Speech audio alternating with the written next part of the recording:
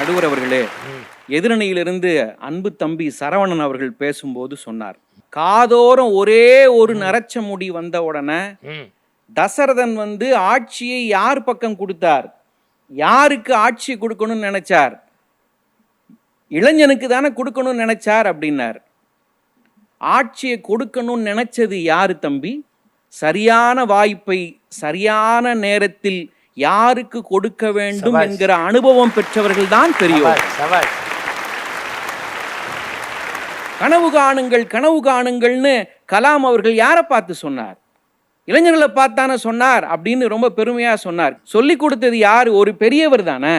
ஒரு பெரியவர் கனவு காண சொன்னாருங்கிற அந்த விஷயத்தை மூடி மறைச்சிட்டு மற்ற விஷயத்தை மட்டும் ஃபோக்கஸ் பண்றீங்களே. இன்னொன்று வேற சொன்னார், வயது வரம்புன்னு ஒன்று வச்சிருக்காங்களே யூபிஎஸ்சி எக்ஸாமுக்கு.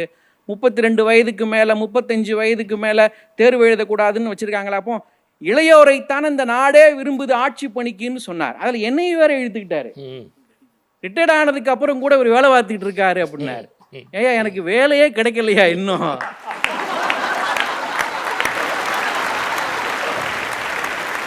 இந்திய ஆட்சி பணியில் இருக்கக்கூடிய மிகச்சிறந்த ஆளுமைகளை தேர்ந்தெடுக்கிறதுக்கு யாரை உட்கார வச்சுக்கிறாங்க? ஏற்கனவே அனுபவம் பெற்ற ஆளும் திறமை கொண்ட ஒரு பெரியவர்களைத்தான் தேர்ந்தெடுப்பதற்காக உட்கார்த்தி வச்சுக்கிறாங்க. அப்படின்னா ஒரு நாட்டினுடைய வளர்ச்சிக்கு ஊன்றுகோலாக இருப்பது யாரு? பெரியவங்க. அதை மறந்துட்டு பேசுறீங்க. குரூப் 1 எக்ஸாமுக்கும் டிஎன்பிஎஸ்சி எக்ஸாமுக்கும் ஏன் படிக்கிறீங்க? மனம் திறந்து சொல்லவா?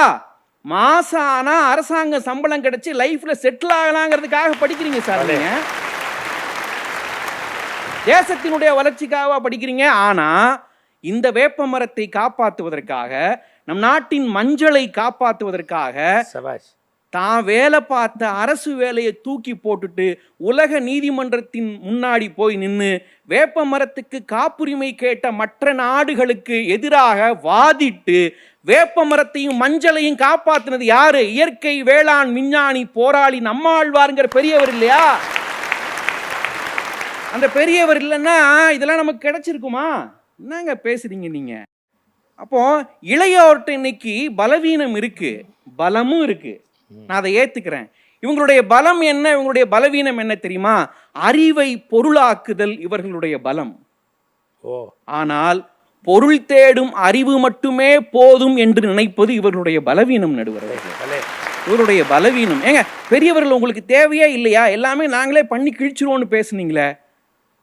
சங்க இலக்கியம் சொல்லி கொடுத்துட்டு போயிருக்கு. மூத்தோர் சொல் அமுதம்னு சொன்னான் சார்.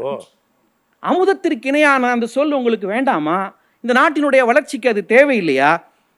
ஒரு பள்ளிக்கூடத்துக்கு முன்னாடி இருக்கிற வேப்ப மரத்தடியில ஒரு பாட்டி கடை போட்டிருக்கிறான். 50 ரூபாய் முதலீடு. ஒரு சாக்கு பையில வடுமாங்காயை வாங்கிட்டு அதை 50 கூறுகளா வச்சு வியாபாரம் பண்றா பாட்டி.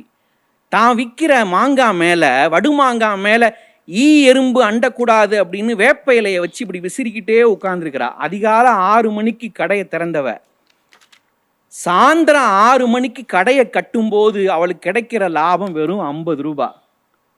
இந்த காட்சியை சொல்லிட்டு ஒரு கவிஞர் எழுதுறாரு பாருங்க, நண்பர்களே, 50 வயதிலேயே சாய்வு நாற்காலி தேடும் உலகத்தில் 80 வயதிலும் உழைத்து சாப்பிட வேண்டும் என்று நினைக்க கிராமத்து பாட்டி தான் இன்றைய இளைஞர்களுக்கு ரோல் மாடல். நடுவர் அவர்கள் 1954ஆம் ஆண்டு பெருந்தலைவர் காமராஜர் அவர்கள் முதலமைச்சராக தேர்ந்தெடுக்கப்படுறார். தன்னை எதிர்த்து போட்டியிட்ட திரு சி சுப்பிரமணியம் அவர்களையும் திரு பக்தவச்சலம் அவர்களையும் மந்திரி சபையில சேர்த்துக்கிட்டார். எல்லாரும் கேட்குறாங்க, என்னங்க உங்களை எதிர்த்தவங்க உங்க எதிரி, அவங்களையும் நீங்க மந்திரி சபையில சேர்த்துக்கிட்டீங்களே, இதெல்லாம் நியாயமா அப்படின்னு கேட்ட உடனே காமராஜர் ஒரு பதில் சொன்னார் பாருங்க. என்னை எதிர்த்தவர்கள் என்பது ஒரு பக்கம் இருக்கட்டும், ஆனா அவங்களுடைய அனுபவம் இந்த நாட்டுக்கு பயன்படட்டும்னு காமராஜர் சொன்னார். இப்போ ஒரு பெரியவர்களால தான் மிகச்சிறந்த முடிவுகளை எடுக்க முடியும். இப்போ நான் ஒரு கேள்வி கேட்குறேன், எங்கிட்ட வேகம் இருக்கு எல்லாத்தையும் சாதிச்சிருவோன்னு சொல்றீங்களே, வேகத்தால் எல்லாத்தையும் சாதிக்க முடியுமா? முடியாது சார்.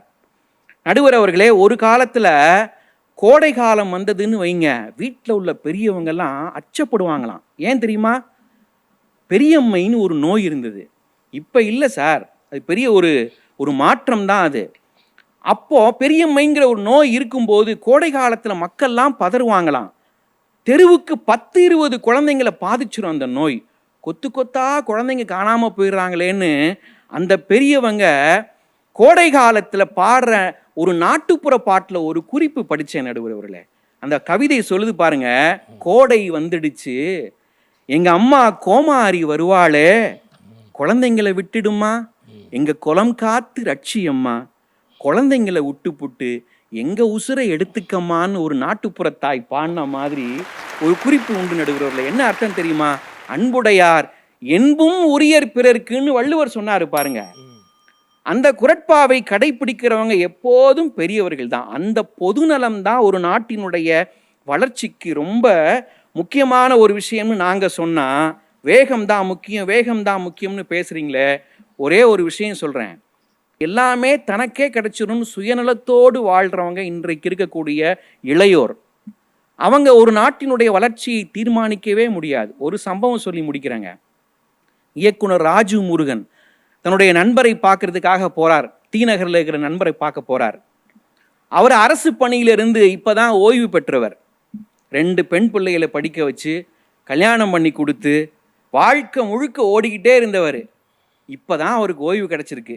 வீட்டில் இருப்பாருன்னு நினைச்சு பார்க்க போறார். ஆனா அவர் வீட்டில் இல்லை. அவங்களுடைய துணைவியார்கிட்ட கேட்குறார், அண்ணாச்சி இல்லையா? பாண்டி பஜாரில் போய் பாருங்க, ரோட்டில் நிற்பாரு.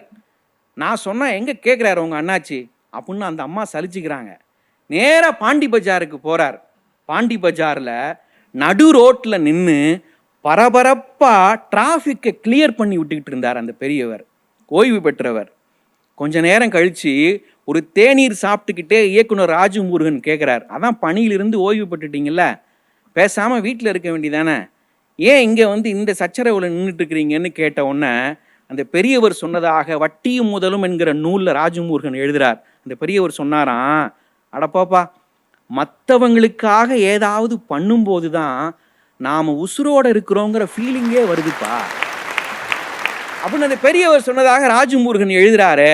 நண்பர்களே, இந்த உலகத்தில் தனக்கு மட்டுமே எல்லாமே கிடைக்கணும்னு நினைக்கிற இளையோரை விட பொது நலத்துக்காகவே வாழ்கிற பெரியவர்களினுடைய அந்த அனுபவம் தான் நாட்டினுடைய வளர்ச்சிக்கு தேவை. நீங்கள் அழகான ஒரு தலைப்பு கொடுத்துருக்கிறீங்க.